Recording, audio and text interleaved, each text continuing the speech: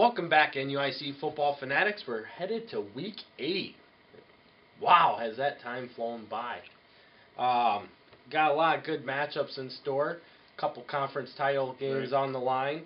This is going to be a very interesting week, Shane. Right, a couple battles of undefeated teams. We also have a couple 4-3 teams going at it. We also have another team looking to get to the 4th win to potentially play for a 5th win next week. Two of them. Yeah. West Carroll and Orangeville, right there. With possibly setting up a pretty good week 9 next week. So we'll see how things shake out, though. Yeah, this is going to be a very interesting week to see who the contenders are and who the pretenders are. Right. This is really going to shake that out. It's hard to believe it's taken 8 weeks to get to that point, but we're finally there. Our first game of the week is going to be in the Upstate Division. We are going to Polo, where they are taking on AFC. AFC comes into the game at 2-5 after their 42-22 loss to River Ridge, which shocked the NUIC last week. And Polo comes in at 4-3 after they lost a tight game to Aquin 34-20.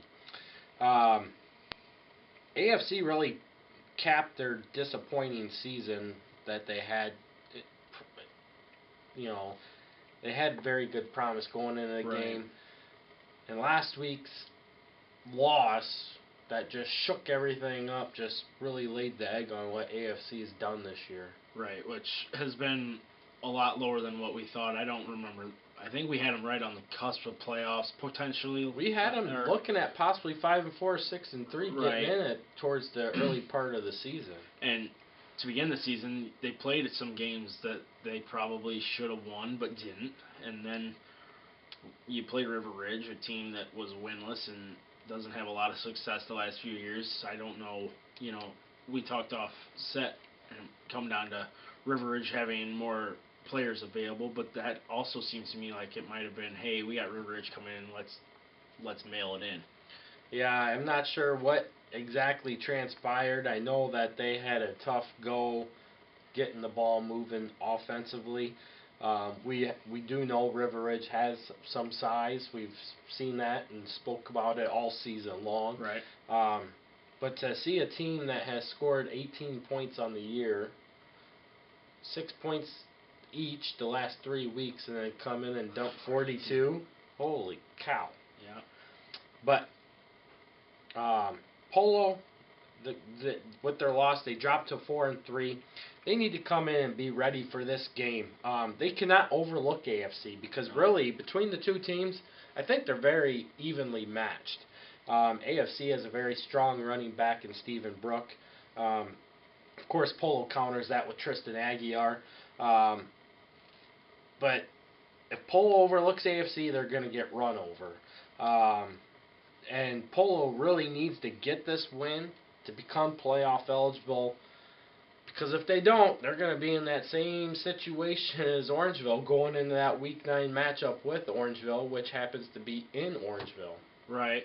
And I took in that Polo-Aquin game last week, and Polo made a few mistakes that ultimately came back to bite them. The first play from scrimmage, the ball was put on the ground, Aquin recovers. 2 plays later, it's 7-0. And Polo also gave up a kick return for a touchdown. Those are 2 scores right there that, to beat a quality team like Aquin, you cannot have happen. So for me, Polo needs to avoid the big mistake or letdown in this case. Like you said, don't overlook AFC. It's very important that Polo goes to 5-3 this week because Orangeville is going to be a very hungry team next week. Oh, as long as Orangeville gets that win this week, I can see Orangeville being able to play with Polo in that game.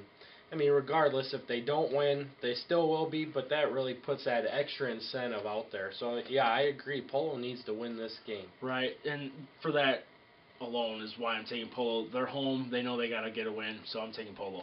I'm taking Polo as well. Our next game takes us to Durand, where they will play host to Warren. Warren comes into this game at 1-6 after the 27-18 loss to Galena. And Durand comes in at 0-7 after they lost to Orangeville last week, 52-6. Nothing's really at stake in this game between the two teams, but really this is going to be more of a pride game. Who can play the game Who's going to come away with the win? In my opinion, I think Warren comes away with the win. I'm not sure about that. Yeah, I'm going to take Warren as well. Add last week to another long list of Warren disappointments on games that, right there to begin with, should have been playing for the playoffs this week. And we're 1-6 here at this point after 5 of those games. You felt like you should have won. So Warren is obviously the better team in Durand. Durand's going to have a good matchup next week against River Ridge. Hopefully break that win barrier. But for this game, I'm taking Warren. Yeah, I have to go with Warren, too. Unfortunately, it's been a very disappointing season. Looking for their 3rd straight playoff trip. Like you said, the first 5 weeks, they were in every one of them games. They couldn't come away with but one win. Unfortunately, it really played to hurt them this year. But I see Warren winning this game. Our next game takes us up to River Ridge, where the Wildcats play host to the Broncos of Orangeville. Orangeville comes in this game with a 3-4 record after they beat Durand last week 52-6, while River Ridge comes in at 1-6, posting their first win of the year after they upset AFC 42-22. For Orangeville, as we just got done stating in the Polo matchup, Orangeville really needs to win this for a shot at Week 9 for that matchup for Polo. If they can get that game at 4-4 with Polo, they have that opportunity to play for the playoffs. And the great thing for Orangeville is it's at home. Right. Orangeville just needs to go on the road and take care of River Ridge. Worry about next week. There's a lot to look forward to in Orangeville over the next couple of weeks. Can we get back to the playoffs? Playoff points will ultimately decide that if they happen to beat Polo. But Orangeville at River Ridge, I'm definitely taking the Broncos. They're just going to be a hungrier team at this point. Yeah, I mean, River Ridge really came out with that very emphatic win last week against AFC. A lot of people didn't see that. Apparently, they may have had some people who were eligible to play that weren't playing before in the year. Right. If they keep playing hard, they have a good possibility of pulling out 2 wins. Which would put them at 3-6 on the season, which would be an improvement based off their last few years. But I agree. Orangeville's got too much to live up to and too much riding on the line to let that game get by them. I think Orangeville wins this game as well. All right, our 4th game is going to take us to the Panther Den up in Lena Winslow, where they will play host to the East Dubuque Warriors. East Dubuque comes in this game at 4-3 after they got beat 43-0 by West Carroll. And Lena Winslow comes in at 5-2 after their 13-7 loss to Forreston last week. East Dubuque really shot their chances down with that embarrassing loss to West Carroll. I mean, for a team that knew that their playoff lives were on the line to come in and just get shellacked the way they did, I'm very surprised by that. Yeah, East Dubuque probably wishes they would have came to play a little more. But let's not discredit West Carroll here. By the sounds of it, West Carroll put a heck of an effort on the field in the first half. And this is a team that at the beginning of the season we thought would win some ball games and get to that playoff moment. West Carroll still has a chance to do that. But for, like you said, East Dubuque to go and play West Carroll the way they did is just, I don't even know what to say. It's hard to believe that there's a 43-point difference here because you look at their comparable difference. There's not a 43. You look at their comparable opponents and nothing says 43-point difference. And that might have been one of those games, just like West Carroll probably feels they should have beat Amboy and didn't. Well, I think West Carroll feels they should have beat Dakota if they played with the type of mentality they had against East Dubuque. So West Carroll took it to them. That's over, though. East Dubuque's got to get together. It's not going to get any easier going to Lena Winslow. Well, that's just it. Now they got to go to Lee-Win, and they have to pull an upset against them, or they host EPC and have to pull an upset there. You're trying to pull an upset to get into the playoffs over 2 state-ranked teams. Right, and 5-4 will get East Dubuque in. That's no question. But getting that 5th win on the last 2 reminds me of years ago when Dakota was sitting right where East Dubuque is with those 2 teams, and they end up going 4-5. You don't want to have EPC and Lena Winslow looming on your schedule when you're sitting at 4 wins and you got to try and find a 5th. No, absolutely not. As far as Lena Winslow, they're looking to get that win number 6 and clinch that playoff spot. Right. Granted, right now at 5 wins, they're playoff eligible. Most likely they would get in, but they would have a hard time because their crossover game with River Ridge. But River Ridge did give them an extra point. Right. Win this week, though, and they clinch that playoff spot. They need to keep their intensity up. Lena Winslow has gotten better since week 1, and they keep improving every week, and you keep seeing it. I didn't want to believe it after the first 4 weeks because you look at the cupcakes they ran through the weeks 2, 3, and 4. And didn't even play them that good either. Not really. I mean, yeah, they put up running clocks, but you expect them to put up running clocks on those teams. But when they came out against Dakota, that was a different animal that they were in that game. And even last week against Forreston, they brought that exact same intensity that they had against Dakota. Right. And if they keep doing that, and they keep evolving the way that they're going to be a tough out in the playoffs. And I could see them going on a playoff run. I could too. But for me, East Dubuque started out great this season. What were they? They're 3-0 to start. They were 3-0 to start. And then they had Dakota at home. Got to 4-1. Got to 4-1. But for me, East Dubuque's run ends here.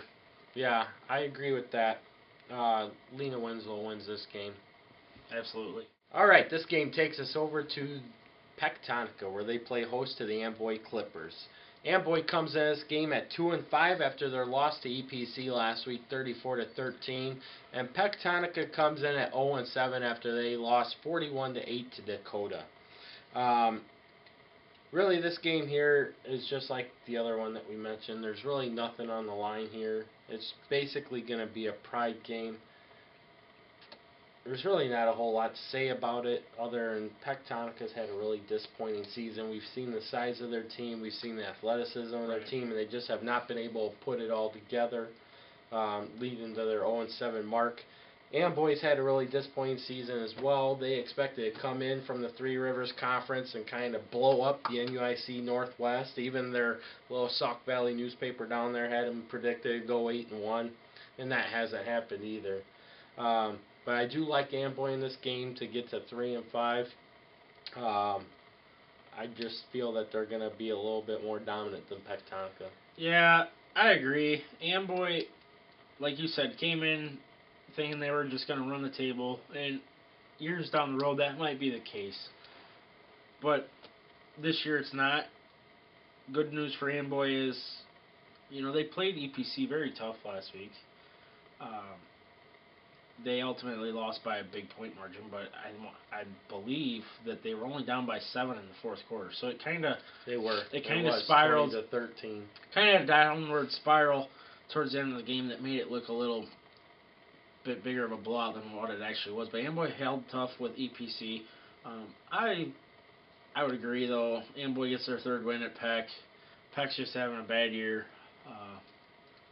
Realistically, Amboy should win this pretty handily. Yeah, I would agree with that. Our next game takes us over to Savannah, where the West Carroll Thunder host the Galena Pirates. Galena comes in this game at 2-5 after their 27-18 win over Warren last week, and West Carroll comes in at 3-4 after that game with East Dubuque, where they beat them pretty bad, 43-0. For Galena, this is more of a pride game, as they're really looking at their worst record since 1975, when they went 1-8. They're looking at a 2-win, maybe. Well, they're at 2 wins, so they could be looking at a third win. I don't see it happening this week. As far as West Carroll, sitting at 3-4, they're not out of that playoff picture yet. Not yet. They really have a shot here to beat Galena at home and set up a Week 9 showdown with Lena Winslow, which could be pretty much your play-in playoff game, so to speak, as long as they get the win here this week. But I tell you what, the way West Carroll played against East Dubuque, it would not surprise me that if they, obviously, all things considered, handling Galena this week. I like them this week against Galena, but looking forward for West Carroll. If they can get past Galena and they put together an effort against Lena Winslow like they did East Dubuque, we might be talking about West Carroll in the playoffs. They're going to have enough points to get in based on what I'm thinking, 40-39, somewhere in that range. see how things shake out. But West Carroll, I think, is just too much for Galena. West Carroll's actually starting to hit their stride pretty well, and it couldn't be coming at a better time. You're right. It could be coming at a better time. It's just too bad it had Didn't to take happen this earlier. Right. late in the season Exactly. to get there, because the way they're playing right now is exactly what we had anticipated them being at the beginning of the season. Well, and that's just it. You know, you have a two-score loss to Dakota to open the season. You know, everybody's kind of feeling things out at that point. You mark that off as a loss and you forget about it. You go play EPC, pretty tough. You had a lot of mistakes in the game. A lot of balls on the ground and stuff, but still held tough. You know, and... They even played Forreston tough. Very tough. They also played Amboy tough. This is a West Carroll team that is a lot better than the record shows. Would not surprise me at all to see West Carroll in the playoffs. But we can talk about that next week if we get to that point. But for this game, I think West Carroll handles Galena pretty easily at home. Yeah, I like West Carroll in this matchup as well. All right, our crossover matchup takes us over to Dakota, where they will play host to Milledgeville.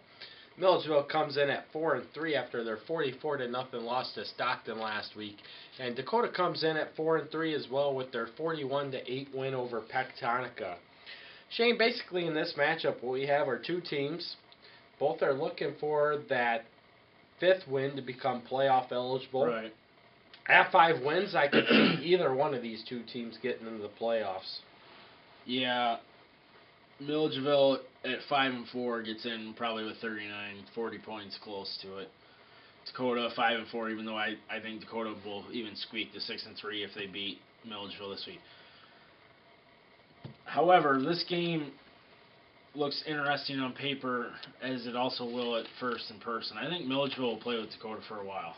I'm not entirely sold on Dakota at this point, necessarily putting Milledgeville away.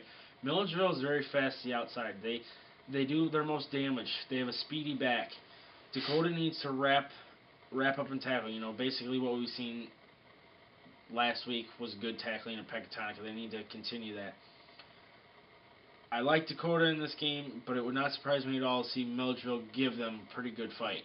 Yeah, I could see Milledgeville coming out and giving Dakota a game throughout the entire first half.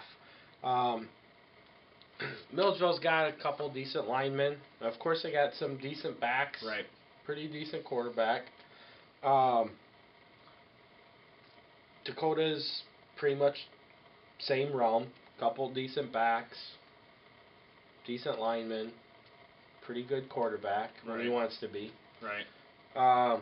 Health is another topic for Dakota, that they need to get healthy. They need to stay healthy. Yeah, that has been a problem for Dakota. And like you said, you know, Dakota's been so wishy-washy this year. You see a team show up for a first half against Forreston. Played them very tough. Should have been tied after half. 0-0 at half, but, you know, a couple errors, whether it was playing errors or coaching errors. Either way, they were errors that the team made. Exactly. That cost them a touchdown. Then you watch them go up against Lena Winslow in a huge matchup. I mean, Dakota and Lena Winslow have been rivalries for how long? Forever, it seems. And blown up. They just got blown away. They couldn't do nothing. No. And then they play EPCs the very next week, and it's a whole different ballgame. I look at it, you know, Dakota 6-3, all right. Nobody wants to face them. And I can also see people, Dakota, okay, maybe we'll get the Dakota that played against Lena Winslow. Yeah, I'm not sure what to expect here. I know that Dakota's made some changes, which I feel are going to benefit the program. Correct. And make them go forward with a very solid effort. Right.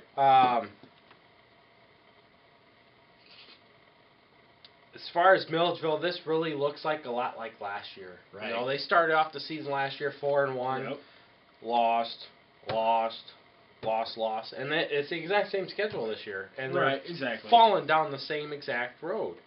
I mean, you get out to that 4-1 start, and then you got Polo, Stockton, Dakota, and then Warren. Right.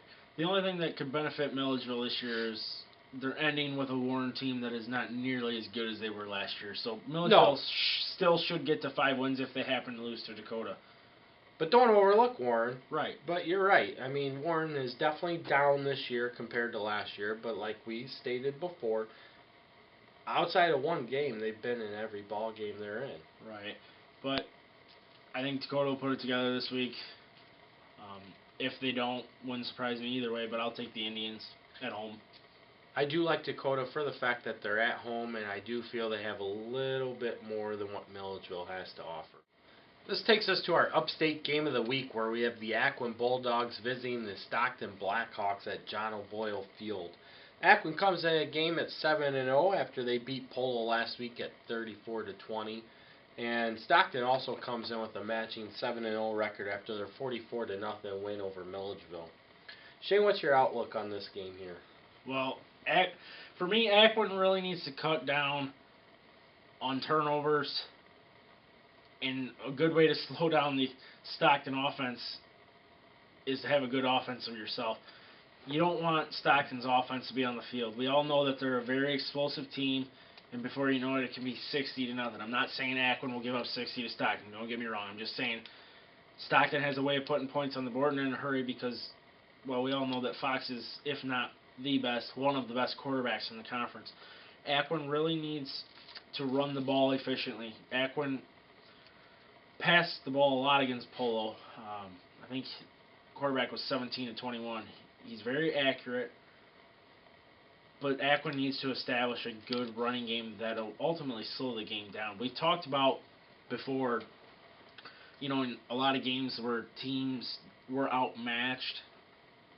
For me, I feel that Aquin is outmatched in this game. So my outlook as far as that goes is no different than as if Durand was playing second. I'm not comparing Aquin to Durand, but I'm saying Aquin needs long, sustained drives to compete with Forreston, or to compete with Stockton in this game. And as far as Stockton goes, it's pretty much business as usual in this game. I just think that they need to continue with what they're doing. Pretty much give Fox protection. At this point for Stockton, this might be a big game as far as the conference is concerned, but Fox really needs to stay in the pocket. It's not a good time of the year to be really scrambling more than usual. You got to preserve yourself for the playoffs and what looks to be a big year for Stockton. I like Stockton in this game. Aquin is also 7-0. I think that both have had the beneficiary to an easy schedule to this point, but I think Stockton is just a higher up level than Aquin at this point. Yeah, I mean, you look at Aquin. Aquin's had some tough games to get to this point, to that 7-0 record. Stockton has been untested all year. I mean, they've given up 18 points on the year. So they're giving up less than 3 points a game. They've scored 368 points a game. Or 368 points on the year. So they're averaging over 50 points a game. Right. In order for Aquin to stay in this game with Stockton, you nailed it. They need to be able to sustain long drives. They got to keep Fox off the field. Yeah. Fox will kill them the longer he's on the field. Yeah. He's done it all season long. Right. And like you said, Fox can't take any kind of unnecessary hits. He needs to play really smart. He needs to stay in the pocket, hit his passes. I would try to stay away from the QB options like they've been running the past few weeks. Because, as you said, Stockton very easily could be a quarterfinal team, if not further, depending on how everything goes and as long as they stay healthy. And their key to staying healthy is definitely to make sure that Mr. Quarterback stays healthy. Right. Don't get me wrong, I agree with your fact. This is kind of, you had mentioned the Durand, although Aquin is nowhere near comparable to Durand. But this game has that same type of feel. I mean, you look at Aquin at number 2 through Warren at number 7. Any one of them teams, really, you could flip a coin, and one of them's coming out with the win on that day. And you've seen it. You look at Aquin's schedule. They had the narrow win over Milledgeville. They had the narrow win over Warren, who is 1-6. They Right. came through with a big win over River Ridge. They had the big win over AFC. The big win over Orangeville. But then they play another close one with Polo. And if you look at those teams, those comparable opponents, Stockton's buried every one of them. Right. That's why I just don't know. I hope Aquin comes ready to play, which I'm sure Even Stockton probably that hopes they that. will. Stockton's probably getting to the point where they want to play a close game. Well, Stockton's not knowing what to expect here. I mean, they see a 7-0 team coming into Stockton. They don't know what to expect. So, with that said, they're definitely preparing for this game. Just what it is. Aquin's coming in at 7-0. The Upstate Conference title is on the line. But I like Stockton in this game. Personally, I like Stockton big in this game. Yeah. No disrespect to Aquin whatsoever. You guys have done a hell of a job this year. You guys are playing above a lot of people's expectations, especially based off your record last year where you were 5-4. You missed the playoffs. Right. I know that last year's game was close. It was a 28-21 final for Stockton. Stockton had to come back to win that game. This Stockton team is not last year's Stockton team, nor is this Aquin team last year's Aquin team. Our Northwest game of the week takes us to Lanark, where the EPC Wildcats will be hosting the Forreston Cardinals. Both teams come to this game at 7-0. And Forreston comes in after their win over Lena Winslow 13-7 last week, while EPC beat Amboy 34-13, which was really a close game up until early mid fourth quarter ish. You look at the game on paper. Both Forreston and EPC have had 2 games apiece that they've really been tested in. Both of them are with common opponents, Dakota and Lena Winslow. Ironically, if you look at the standings, it's Forreston, EPC, Lena Winslow, Dakota. Okay. Forreston, their toughest test was definitely last week when they played Lena Winslow. EPC's toughest test was definitely 2 weeks ago when they played Dakota, which is ironic because you look at the Dakota-Lena matchup and Lena blew them away. We already said that. But this matchup here, I really see where both teams are fast on the outside edge. Right. I think Forreston has the edge on the interior linemen. Mm-hmm. They're not going to have the size advantage, but I think they're going to have the durability and the better conditioning advantage. And that's just it. You know, size is one thing, but getting off the ball is a whole other level of importance. You know, we've talked, and like you said, you know, you had the rundown of the top 4, and even to me, Forreston was more impressive earlier in the season than what they are now. I'm not taking anything away from Forreston or their game against Lena Winslow. Forreston has been there at the top. They've only been tested a couple times. You know, whether or not that game against West Carroll was a fluke or the fact that West Carroll's playing better ball. They also played close with Dakota. EPC's also played close against teams that we didn't necessarily think they would, but heck, we didn't even pick EPC to win more than 2 games this year, 2 to 3 games. So realistically, looking at this 2 matchup, we kind of get a feel what's going to happen, but at the end of the day, we really don't know. I mean, we both picked Forreston to win big against Lena Winslow.